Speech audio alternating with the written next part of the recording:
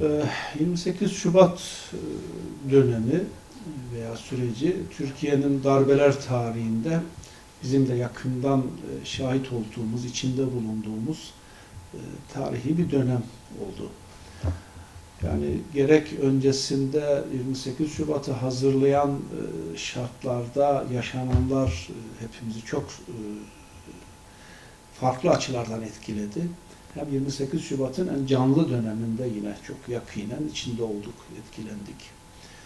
Şimdi öncelikle ben o dönemde 97-98'de de yine Mazlumlar'da Genel Başkan Yardımcısıydım. O zaman genel merkezimiz Ankara'daydı. Hem bizzat kendimiz de bir takım şeylere muhatap olduk.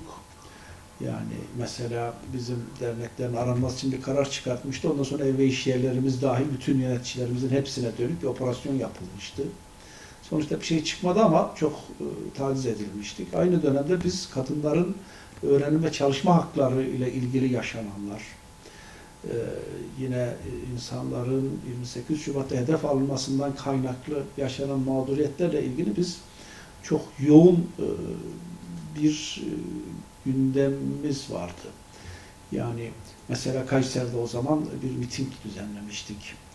Mazlumlar o zaman Kayseri Şubesi düzenlemişti. Biz de gidip bulunmuştuk. Yani daha sonradan da değişik vesilelerle bakıyorduk. Yani mesela basit bir örnek işte Kayseri'de yüzlerce dava vardı bir gazete hakkında. Veya bizim o günkü başkanımıza vali hakaret ediyordu. Niye milletvekili, niye bu mitingi düzenledin, neden bu çalışmaları yapıyorsun gibi. Yani korkudan kimse gelemiyordu mesela o dönem bizim şubelerimize de kimse gelemiyordu. Yine mesela silahlı kuvvetlerden atılanlar yine bizim devamlı yanımızda idiler. Yani daha doğrusu atılmışlar, bize sığınıyorlardı. Biz de çare arıyorduk. Yani doğrusu biraz da bugünden bakınca şaşkınlıkla da o günleri değerlendiriyorum. Çünkü yani ben özellikle mesela burada Çubuk Kaymakamı'na gitmiştim. Neden bu memurlara bu eziyet ediyorsunuz diye soruyordum. O da diyordu ki ya kanunlar böyle. Bunlar bir şaşkınlık demiştim ona.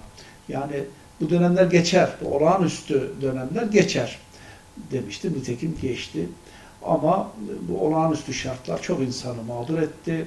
Çok insan ekmeğinden oldu, işinden oldu, okulundan oldu, ölümler oldu ve işte 1000 yıl sürecektir iddiasıyla da o günkü hakim güçler bunu sürdürdüler. Ama zaman başka bir evreye geçirdi bu şartları.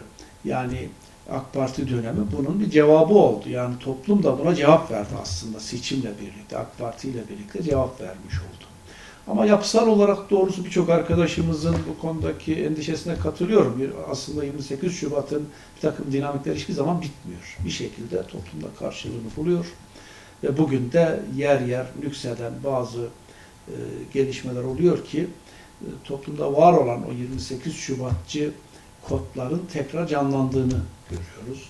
Üzülerek görüyoruz. Gerçi o günkü gibi yani başörtülü olmanın suç olduğu, hayatta her yerden silinmesi gerektiği olgusu bugün yok tabii.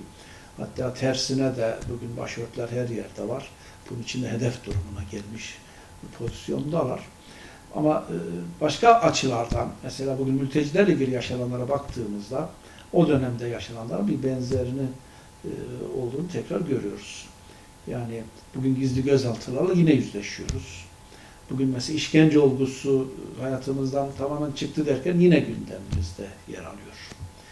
Aynı zamanda 28 Şubat mağdurlarının mağduriyetlerin giderilmesine dönük epey mesafe kat edilmekle birlikte bir taraftan da halen çözülmeyen, halen yapılması gereken epey bir şey var. Bizim özellikle Mazlumlar olarak o dönemdeki yargılamaların yeniden yapılması kampanyamız devam ediyor. Bir dönem çok yoğun yaptık. Epey bir dosyada yeniden yargılama kararı çıktı. Ama halen çıkmayan, başta Sivas davası olmak üzere yani sorunlar devam ediyor ve biz bunların yeniden yargılama kararı alınmasını halen istiyoruz. 28 Şubat'ta da bu çağrımızı ineriyoruz. Yani mesela 28 Şubat'ı olgunlaştırmak üzere ülkede kabartılan bir propaganda sahnağının üzerine bir takım operasyonel unsurlarla birlikte Sivas'ta yaşanan o korkunç Madımak katliamı, arkasından Başbağlar katliamı tam 28 Şubat için sembolik önemde konular. Ve bugün hepimiz biliyoruz ki bu konular, bunlar yani oradaki o sokakta yerine göre belki dolduruşa gelmiş, o yürüyüşe katılmış. Çoğunun katılmadığından da eminiz. Bu insanların devleti yıkmak üzere harekete geçtiği ve bir ömür cezaevinde kalmalarını gerektiren bir cezai kovuşturma ve mahkumiyet olmaması gereken dosya idi. Bugün herkes biliyor ama bununla ilgili bir türlü yeniden yargılama kararı çıkmıyor. Onun için de bu insanlar ölüm döşeğinde neredeyse halen cezaevindeler. Toplumda yeni bir gerilim konusu olmaya devam ediyor. Yani bizim 28 Şubat dönemi o briefingli yargıyla oluşturmuş bu 28 Şubat dönemi yargılamalarının yeniden yapılması kampanyamızda halen beklentimizi sürdürdüğümüz ve bir türlü de sonuca ulaşamayan dosyalardan birisi Sivas dosyası. Bir türlü bu yeniden yargılama kararı alınamıyor. Başka bir şey istemiyoruz yani biz kimseden af olsun istemiyoruz. Suçlular cezalandırılmalı diyoruz. Gerçekten de bu işi yapan suçluların da cezalandırılmadığı gibi çok kötü ve kamu adına, cezasızlık adına da bir insan hakları ihlalinin olduğu bir süreç demektir. Yani bu insanlar bu işin gerçekten failleriyle sorun yok ama öyle olmadığını biliyoruz. Bu dosyada hem Mazlum Der'in raporu var Sivas davasıyla ilgili, ne olduğu ve ne olmadığıyla ilgili. Başkalarının da var. Ama biz siyasi bir propaganda atmosferinde bugün halen bir tür yeniden yargılama kararı alınamıyor. Dolayısıyla o başta olmak üzere yani 28 Şubat yargılamalarının yeniden yapılması hususu başta olmak üzere o dönem mağduriyetlerin giderilmesine dönük yapılan bazı olumlu adımlar olmakla birlikte biz bugün bu eksiklerin giderilmesini talep ediyoruz. Aynı zamanda 28 Şubat mağdurlarının platformunun bir toplantımızda birlikte konuştuğumuz bir konu da burada bizim için gündemimizde. Yani bizim bir helalleşmeyi de gündemimize almamız lazım. Yani zaten suçsuz olan, zaten yargılanmış ama beraat etmiş olan insanların kaybettikleri haklarının iadesi hukuk içinde gayet meşru bir şey zaten. Biz son dönemler içinde zaten bu tezimizi savunuyoruz.